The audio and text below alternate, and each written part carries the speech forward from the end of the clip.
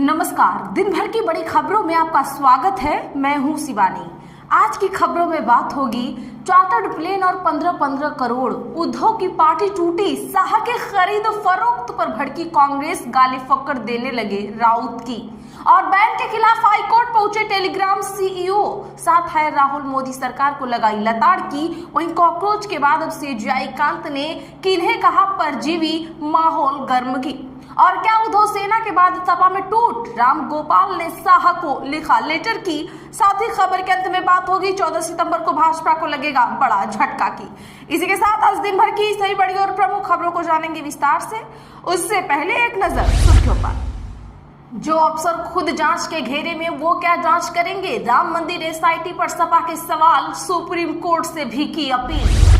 ममता बनर्जी सरकार में मंत्री रहे उदयन गुहा गिरफ्तार, सीएम शुभेंदु अधिकारी पर हमले का है आरोप। क्या कांग्रेस से बिहार का बदला झारखंड में लेंगे तेजस्वी? सीट 2 प्रत्याशी 3, आरजेडी किंग मेकर परिमल का धनबल या इंडिया गठबंधन, कौन जीतेगा? टीएमसी में बंटवारे पर 19 जून को पक्ष रखेंगे अभिषेक बनर्जी, स्पीकर ओम बिरला ने दिया मिलने का समय। बंगला विवाद पर लालू बोले सब नीतीश कुमार करवा रहे, पहले कहा था सब पागल हो गए। राबड़ी और तेजस्वी ने सम्राट पर बदला लेने का लगाया आरोप। ब्रजभूषण और विधायक बेटे को जान से मारने की मिली धमकी, कहा तुम्हें और तुम्हारे पिता को खत्म कर देंगे, खुद को बचा सकते हो तो बचा लो।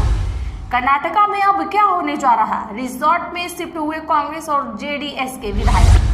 पीएमसीएच की शिकायतों पर स्वास्थ्य मंत्री का बड़ा बयान, निशांत कुमार बोले पीएमसीएच की शिकायतों को गंभीरता से लिया जल्द करेंगे। और फिर से आईटी रिटर्न भी नहीं भरना चाहिए, संघ के रजिस्ट्रेशन मुद्दे पर भागवत के जवाब से भड़के कांग्रेस नेता, बताया मजाकिया भरा। बिहार में सिपाही भर्ती परीक्षा को लेकर कोसी एक्सप्रेस की एसी बोगी का शीशा तोड़ा गया। भभुआ इंटरसिटी में कैंडिडेट्स की भारी भीड़, महुली में पथराव, 5 लाख। संजय सिंह का बड़ा दावा, 10% मुसलमान तो 90% हिंदुओं के घर टूटे हैं। बोले बुलडोजर प्रकोप टूर करने काशी अयोध्या जाइए। राहुल गांधी की ट्रेन लेट हो सकती है, डोटासरा ने मोदी शाह का नाम लेकर कह दी बड़ी बात। खान सर पर दर्ज करवाएंगे प्रिंस यादव कांड का केस, रोशन आनंद सर के वकील सीबीआई जांच पर भी बोले। कांग्रेस बोली भाजपा उद्योगपतियों की सरकार, छत्तीसगढ़ में बिजली दर बढ़ोतरी के खिलाफ खोला मोर्चा, बिजली दफ्तर का किया घेराव, नागड़ा बजवाकर जताया विरोध। नीट यूजी दोबारा परीक्षा मामले में तत्काल सुनवाई नहीं, रजिस्ट्री से फाइल गुम, सीजीआई ने लिया संज्ञान। अमेरिका ने सबसे बड़े सैन्य कमांड से इंडो शब्द हटाया, चीन के खिलाफ भारत को अहमियत देने के लिए ट्रंप ने ही बदला था नाम। भागवत बोले हल्दी घाटी युद्ध महाराणा प्रताप जीते, लेकिन चर्चा उल्टी। इतिहासकारों ने ऐसा नैरेटिव बनाया अकबर की जयंती कहीं नहीं मनाई जाती। पवन सिंह के कार्यक्रम में लाठीचार्ज, फैन का सिर फटा, 200 से ज्यादा कुर्सियां टूटी। रवि किशन बोले मेरा भाई अब एमएलसी बन गया है।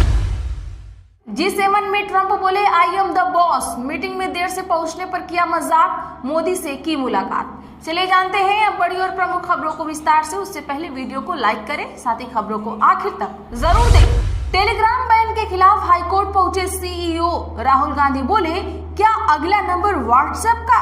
दरअसल बता दें कि मैसेजिंग प्लेटफॉर्म टेलीग्राम ने दिल्ली हाईकोर्ट में केंद्र सरकार के उस फैसले को चुनौती दी है जिसके तहत नीट यूजी री एग्जाम से पहले ऐप पर अस्थायी रोक लगाई गई है। कोर्ट ने आज मामले की सुनवाई के लिए सहमति दे दी। नेशनल टेस्टिंग एजेंसी यानी एनटीए ने बीते दिन सरकार की तरफ से टेलीग्राम पर बैन की जानकारी दी थी। यह रोक 22 जून 2026 तक लागू रहेगी। टेलीग्राम का मैसेज एडिटिंग फीचर भी 30 जून तक बंद किया गया है। टेलीग्राम सीईओ ने सरकार के फैसले की आलोचना करते हुए कहा है कि इस फैसले से भारत के 15 करोड़ से ज्यादा टेलीग्राम यूजर्स को सजा मिली है, न कि उन लोगों को जिन्होंने पेपर लीक की थी। इस बैन से कुछ भी नहीं रुकेगा, लीक करने वाले दूसरे ऐप्स पर शिफ्ट हो जाएंगे। वो इस पर कांग्रेस नेता राहुल गांधी ने नीट पेपर लीक रोकने के लिए सरकार द्वारा टेलीग्राम पर लगाए गए अस्थायी बैन को एक नाटकबाजी बता दिया है। उन्होंने सरकार पर तीखा वार करते हुए कहा है कि दिखावा बंद करके नकल माफिया के ऊपर कड़ी कार्रवाई होनी चाहिए। सोशल मीडिया साइट एक्स पर कांग्रेस नेता ने लिखा है कि टेलीग्राम बैन, पेपर लीक रोकने के लिए मोदी सरकार का नया नुस्खा, यानी चोर को पकड़ने की बजाय पीड़ित के घर पर ही ताला लटका दो। लाखों छात्र सालों टेलीग्राम पर पढ़ते हैं, नोट्स, टेस्ट सीरीज, डिस्कशन, तैयारी। छात्रों से ये सभी सुविधाएं छीन लेना पेपर लीक का समाधान कैसे हुआ? चार्टर्ड फ्लाइट और 15 करोड़ का दावा 2022 दोहराया तो चुप नहीं बैठेंगे, टूट की अटकलों पर राउत ने दी चेतावनी।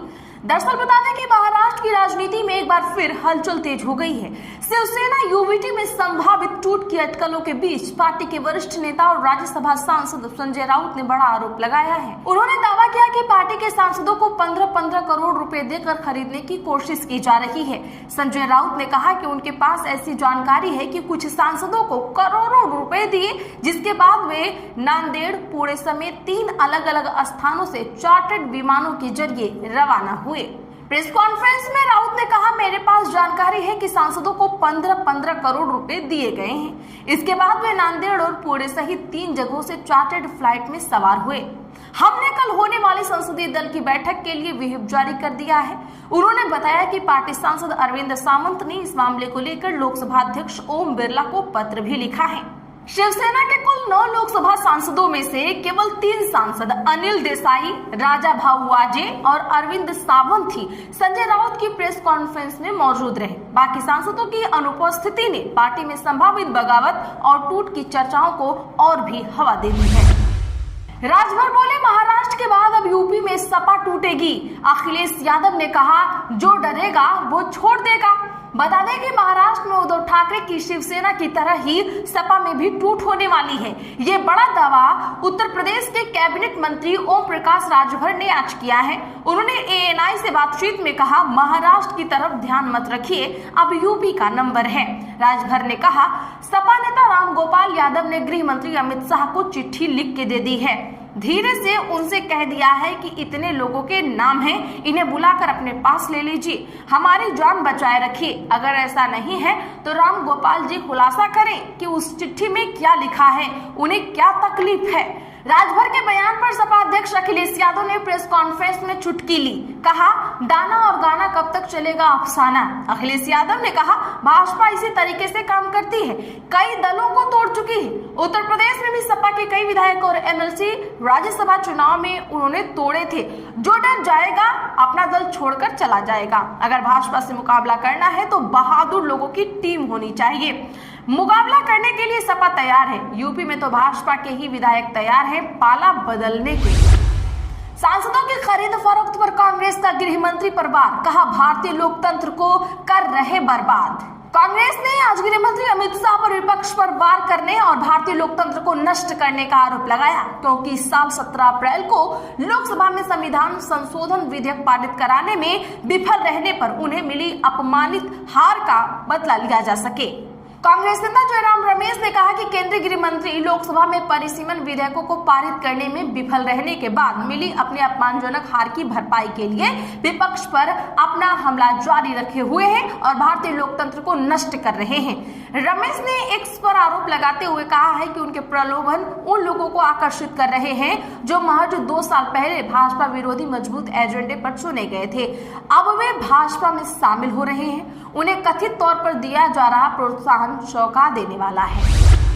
अन्नामलाई 14 सितंबर को अपनी पार्टी करेंगे घोषित, टीम में 50 से कम उम्र के ही होंगे सदस्य। जी हां, तमिलनाडु भाजपा के पूर्व अध्यक्ष और पूर्व IPS अधिकारी के अन्नामलाई 14 सितंबर को अपनी नई पार्टी के नाम, नीति और संगठन की घोषणा करने वाले हैं। वे नवंबर दिसंबर में पूरे राज्य का दौरा करेंगे। अन्नामलाई विदो लीडर आंदोलन के जरिए युवाओं को जोड़ रहे हैं। अपने गृहनगर अरावकुरिची में प्रशिक्षण शिविर शुरू कर दिया है। पार्टी के जिला समन्वयकों में 50 साल से छोटे लोग ही शामिल होंगे। वहीं आपको बता दें कि तमिलनाडु में अभिनेता से नेता बने CMC जोसेफ विजय की पार्टी TVK ने दलित और अल्पसंख्यक वोटों पर मजबूत पकड़ बनाई है। इसीलिए अन्नामलाई गैर दलित वोट बैंक विशेषकर OBC, MBC और सामान्य वर्ग पर फोकस करेंगे। वहीं दूसरा टारगेट कोंगो क्षेत्र है, जिसे सत्ता का प्रवेश द्वार कहते हैं। यहाँ 57 विधानसभा सीटें हैं। किसी धार्मिक पहचान के, अन्य यहाँ के मध्यम वर्ग के किसान व्यापारी पर फोकस करेंगे।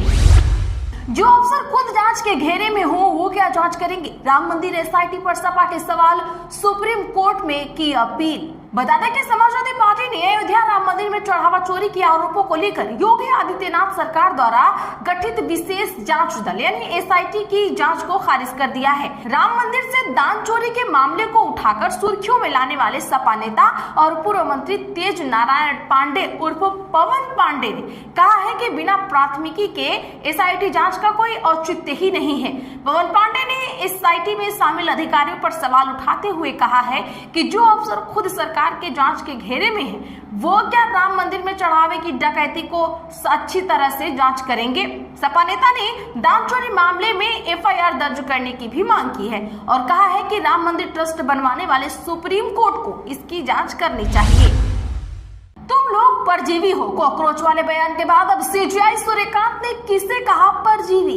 देश के मुख्य न्यायाधीश जस्टिस सूर्यकांत की कॉकरोच वाली टिप्पणी को लेकर देश भर में हुए बवाल के बाद अब सीजेआई ने एक बार फिर एक ऐसी की टिप्पणी की है। सीजेआई सूर्यकांत ने एक मामले की सुनवाई के दौरान आरोपी को बेल देने से मना करते हुए कहा कि इस तरह के लोग परजीवी की तरह होते हैं और इसीलिए इनका जेल में ही रहना बेहतर है।